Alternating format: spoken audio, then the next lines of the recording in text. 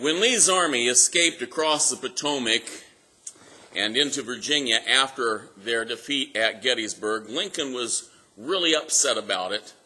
He thought that this should not have been allowed to happen, that they ought to have been able to capitalize on that defeat and put away Lee's army for once. But the command had not given the proper orders, he thought, to be able to bring about the proper resolution after so many lives had been lost.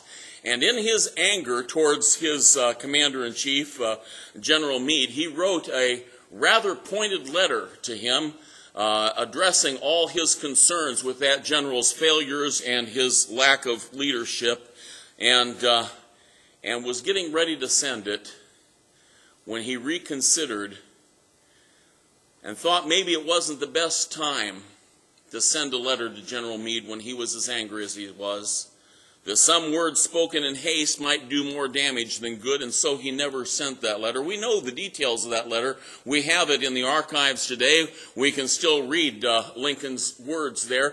And you know something? Most of what he said in that letter was absolutely right. It was absolutely to the point. It was the failures of Meade that had caused so much difficulty in the war there. But because he was more concerned about saying something too harsh, saying something in anger, saying something that he could not take back again, Lincoln never sent that letter. And I'm reminded in that fact that that's oftentimes the best course. Some of the best letters are those that have never been sent, those that should not be sent. We tend to give vent to anger sometimes. We get riled up at certain things that happen.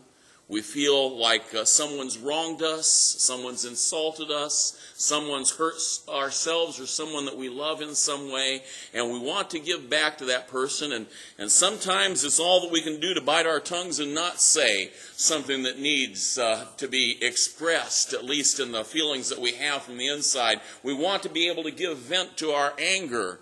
And sometimes it's good not to do so, because when we express anger, it oftentimes comes at great cost to the relationships that we have, especially if we were wrong to be angry in the first place.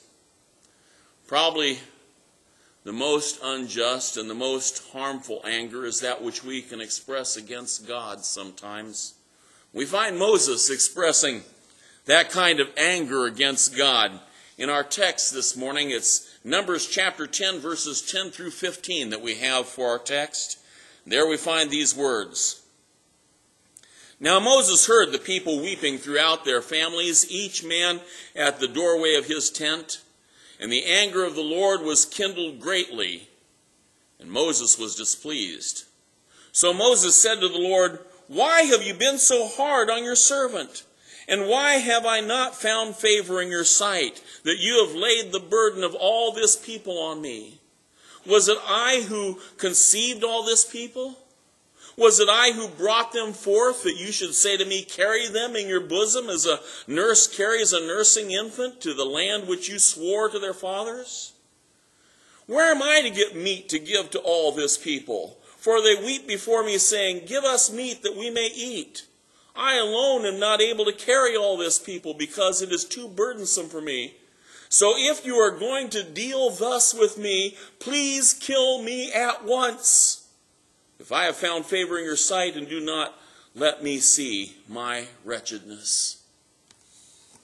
Please kill me at once, is Moses' request before the Lord, as he speaks in anger about the way that God has been dealing with him in his life.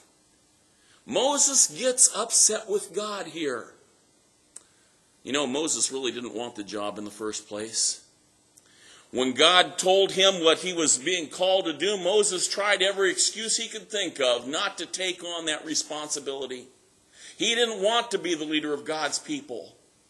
And excuse after excuse he made in the presence of God, and as God addressed all those excuses and finally he ran out of them, Moses agreed to do the work that God had called him to do, but it was not something that he wanted to do. It was not something he was eager to do. Now, there is something about Moses in the fact that when he did take on the job that God had given him to do, he really did try to do what God had called him to do. He stood up before the mightiest man in the world at that time, before the Pharaoh of Egypt, and he presented God's message to that man in spite of the fact that he knew it was a message that the Pharaoh did not want to hear and all his power did not want to receive. Moses, when the time came, led the people out of Egypt, led this great nation away from their captors. He continued at the helm, calming the people, even as the great Egyptian army was about ready to overtake them at the Red Sea. Even when it seemed like this journey was going to come to a terrible conclusion there, Moses still was at the place of leadership that God had put him at. And he led them across the dry land as the Lord parted the water. He led them across on land that was not even wet as God parted the water there. The Egyptian army drowning behind them as the Lord collapsed the waters upon them. Moses led the people in their wilderness wanderings, trying to keep this multitude together and their essentials needs met in the merciless land where they were traversing, as they were making the crossing to the promised land through this barren land where there was very little to be had. Moses still was at the helm. But even as we see Moses trying to do what God had called him to do, we find that Moses made some mistakes in the way that he did lead God's people.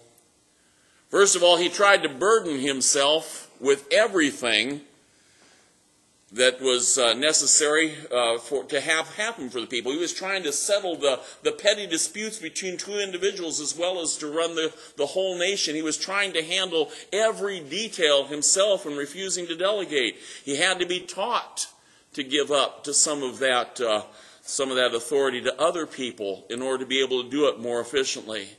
The weight of the people was on Moses, and he was having a difficult time holding up to all that responsibility. Their struggles frustrated him, and Moses found himself spread too thin and found himself becoming bitter in the service that he was giving to God.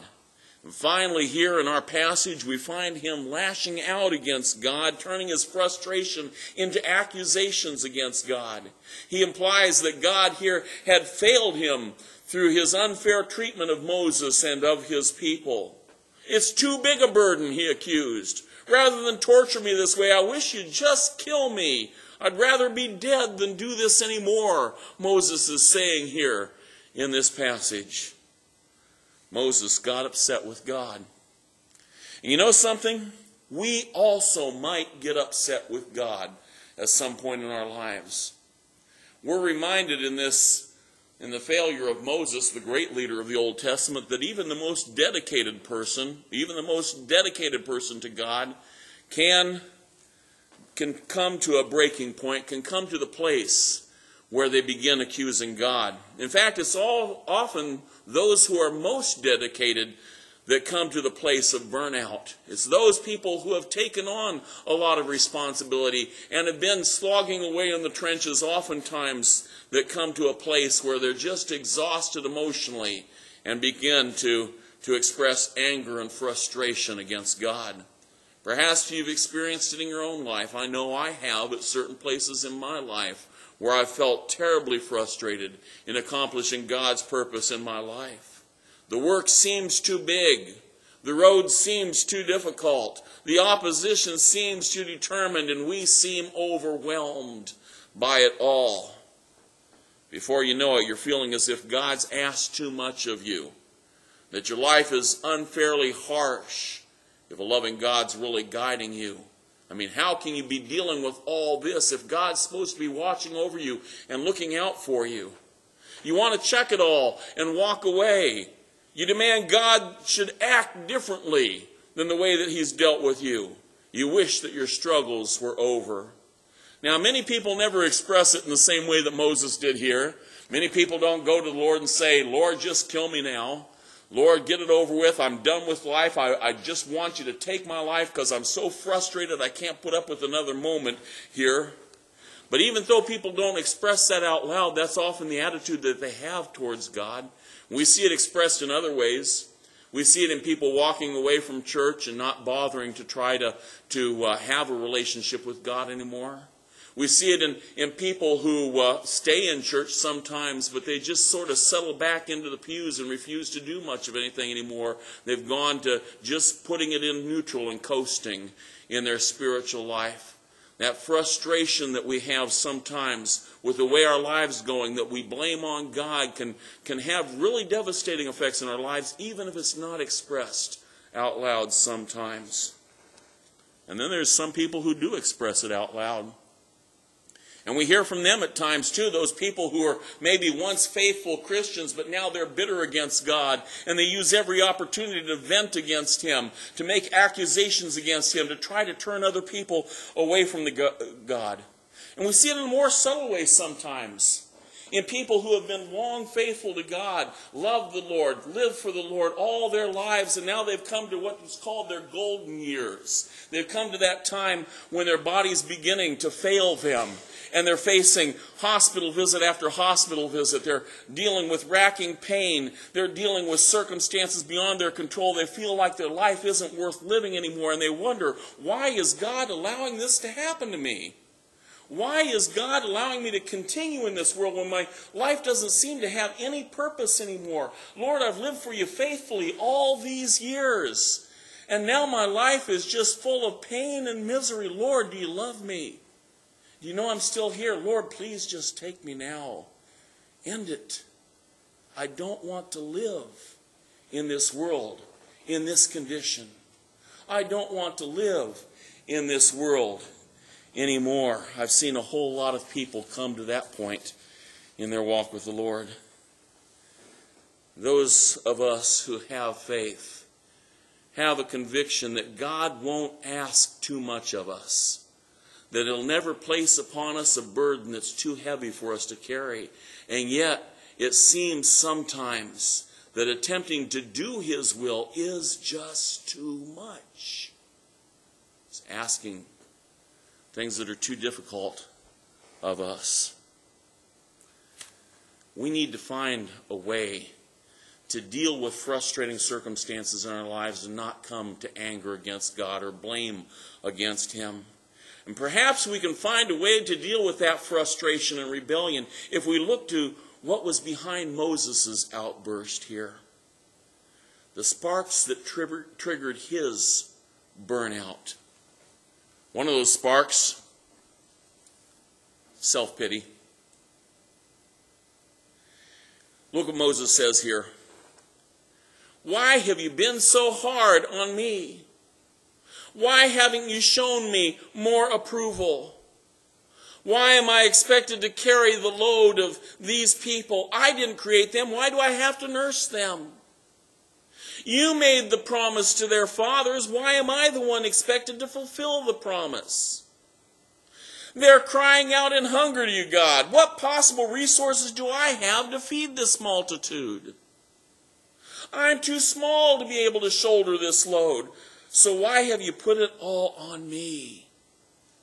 That may be paraphrasing Moses' words, but as you read through that passage, these are the things that Moses is asking. These are the things that Moses is saying throughout here. I. Lord, why are you doing this to me? And we see the central player in the drama that Moses is constructing in his mind is himself. It's all about him. It's not about God's plan or purpose. It's not about the Israelites crossing the wilderness to the place of the promise. It's not about whatever God has intended in this. It's all about Moses. All this is happening to me, God, and you don't care about me, God, is what Moses is saying. It's as if the whole world is revolving around him, and as if every hardship before the people right here in the wilderness was an unreasonable burden for him to have to deal with. You know, the quickest way to burn out is to make everything about yourself. When we come to have a self-centered perspective, when it's all about us, that's the easiest place to get burnt out in our work. The gospel calls us not to focus on ourselves. It calls us to look beyond ourselves and to see the needs of others around us. It calls us to see the bigger picture, God's plans unfolding that we are privileged to be a part of. You know, a pity party is the quickest way to put quicksand under our feet. God's servant must avoid the worldly obsession with self before it destroys him. When we're all into this idea that it's about us, that is going to consume us. The world keeps telling us that we need to make everything about ourselves. It tells us the most appropriate perspective we can have is our own perspective, that the only thing that matters is what happens to us. It insists that self-love is the greatest love of all. It insists that we should focus on ourselves and find the power from within to do what we can do with our lives, that this is the secret to living successfully, they say. It says that we need to look out for number one in all concerns. Well, I would tell you that that's false. That we should never be the center of the universe. Even though our perspective comes from a personal vantage point, we need to work hard to have a more mature focus. An outward focus, not an inward focus. Real love, after all. And that's at the heart of the gospel. That's at the heart of who God is and what he's called us to do. Real love is selfless. And no relationship with any other person can be maintained if we are always motivated selfishly in that relationship. You can't maintain a marriage on the selfishness. You can't maintain a parent-child relationship selfishly. You cannot maintain friendships selfishly. And you certainly cannot maintain your relationship with God on a selfish basis. If we will accuse God and become bitter against him, we are going to insist on making everything about ourselves, and that will turn us away from God. The sparks that triggered his burnout: listening to complaints. This passage occurs in the context of the complaints of the Israelites. Having been freed from their slavery in Egypt by the miracles God had worked in their behalf, the people allow themselves to be bitterly complaining against God about the fact that living conditions weren't quite what they desired in their crossing of the wilderness. They just found everything intolerable since they entered into this wilderness. God allows this to go on for a while, allows them to grumble and complain, and that complaint becomes more bitter and more threatening to the nature of the nation of Israel. It becomes threatening to their very existence. And then God lashes out against them. If they're going to bitterly complain against them, they're going to pay a price.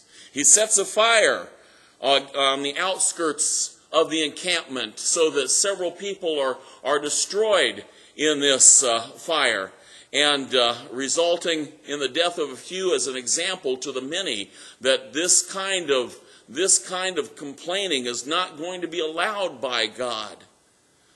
But as that comes down upon the people, Moses is horrified at God's actions. Moses had listened to the complaining of the people and had become sympathetic with them, and he was upset about the way that God had responded, and so he comes before God, pleading with God to stop this. And even though God was in the right in doing what he was doing, even though it was a necessary lesson for Israel as a people to go through, to understand that complaining was going to destroy them, that it was a cancer from within that was going to consume them, God relents because his servant Moses was upset about it. But that didn't stop the complaining. In the wilderness, there was insufficient food to feed this gigantic group of people that was making its way through this barren land.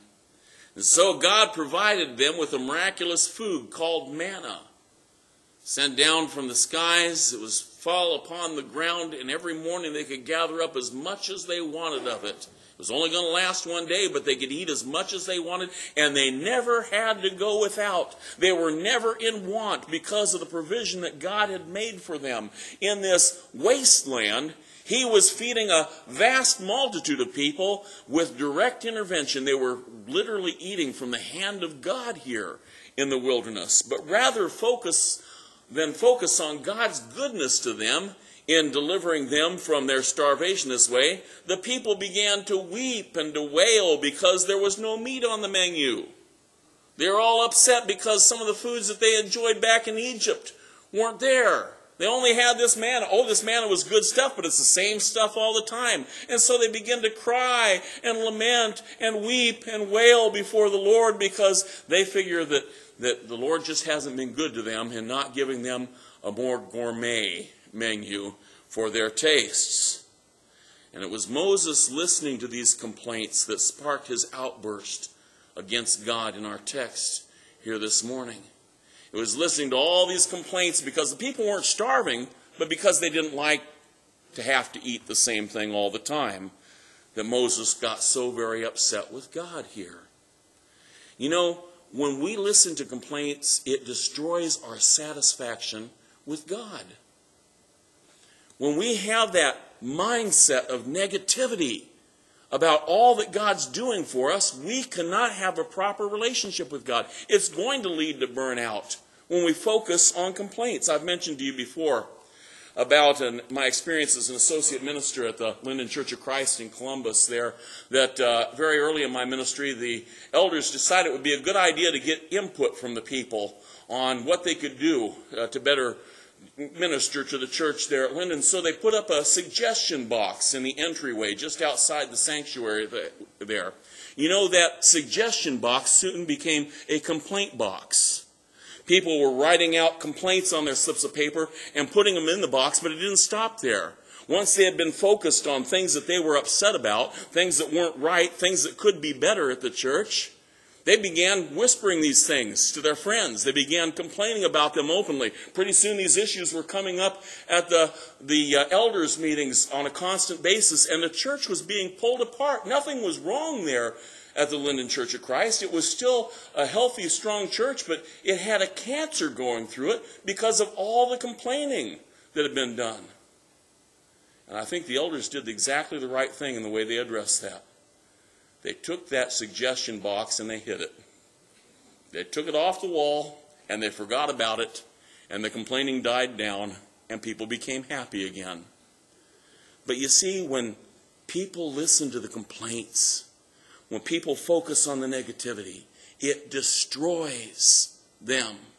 It destroys the fellowship of a church. It destroys the family relationship that we're to have one with another. It's a poison that goes through the system of a church. Some people, we're always going to have some people who like to complain. Some people just seem to have it in their nature. They're pre-programmed to complain about things. They're constantly looking for something that they can express outrage about. I'm told of a number of years back in a small rural community that there was one Mrs. Higgins that liked to complain about everything, and she was known by the whole town as a constant complainer, a grumbler. She grumbled about everything and everyone. But at last, the preacher in the little community church thought that he had something that she wouldn't grumble about. Everybody had noticed that Mrs. Higgins had the best crop of potatoes coming in on her property that year. All the other farmers were being put to shame by what she had growing on her land. Everybody was admiring her potatoes. So when he sees her strolling down the street there in their little village, he greets her and says, "I guess you must be really happy with that crop you have this year of potatoes." And she says, "Well, they're good enough, but there's not enough bad ones to feed to the pigs." She was upset because the potatoes were growing too good, I guess. No ministry can survive, no church can continue when complaining is allowed to hold sway. It's going to destroy us if we allow complaints to be listened to, if we allow complaints to be heard. There's one other thing I want you to see this morning that caused that burnout in Moses and is a trigger for burnout in our lives as well. That's a failure to trust in God. Look at Moses' ministry. His was an amazing life. All that he accomplished in his life was not by his power, but by his trust of God. It was trusting in God that enabled him to stand up against Pharaoh. It was faith that fueled him as he held up his rod and the waters parted. Faith was the foundation of God's wilderness miracles through him. It was the basis of his trip up Mount Sinai to receive the commandments from the hand of God. Of the leadership that he exhibited in hard circumstances, it was based on his faith in God. And here in this instance, when we see Moses failing, when we see Moses bitterly complaining and asking God to kill him here, it's because he had stopped trusting in God. He had stopped trusting that God knew more than he did. He started trusting in what he thought was right more than what God was working on. The plan that God had that Moses couldn't see or begin to comprehend. He began his failure in trusting human resources more than God's power and God's ability to provide. He failed because he didn't rely on the fact that his God was faithful, that he would provide a way, that God would keep his promises. Brothers and sisters, know this. We can't keep true to God unless we are willing to give him our trust. Unless we're willing to acknowledge that he is more powerful than we are, that he is more knowing than we are, that he is more loving than we are, that his way is right, regardless of how it seems to us. Every time we dismiss the unseen work of our God to judge things by our sight, our plans, our abilities, we set ourselves up for suspicion against him and defeat for ourselves. Only the faithful will endure strong to the end. We have a tendency to complain. I know in my years at the Lincoln Christian College that it was a constant complaint what the cafeteria food was. You know, it didn't matter what was being served. There was always somebody. That was the topic around the table, how awful the food was. And I remember when they put in a new food service there at the college, and it was no longer regular cafeteria food, but they had a variety of dishes, and they had the drink consoles out there. You get whatever drinks you wanted, and desserts. There was always a variety of desserts there, and the food went up amazingly well. It wasn't even a week before the complaints started coming in about how awful the food was. We have a tendency to stop trusting God. We have a tendency to deal with suspicion. We have a tendency to put ourselves in the center of things. And when we give in to those, it's going to cause a schism between ourselves and God, one that may destroy us altogether. We need to trust in the Lord. We need to trust in his power. We need to trust in his plan. That's why we have an invitation time this morning. Perhaps in your life you've found yourself drifting a little bit away from where you need to be in your faith with the Lord. Maybe you haven't been relying on him. Maybe you've been engaged in a pity party. Maybe you've been listening to too much criticism. We have an opportunity for you to make a decision that you're going to change your life and live more for his purposes. If you have any decision that you'd like to make this morning, we invite you to come forward. We welcome you to come as we stand and sing our invitation song. We're going to sing, "Your Grace is Enough."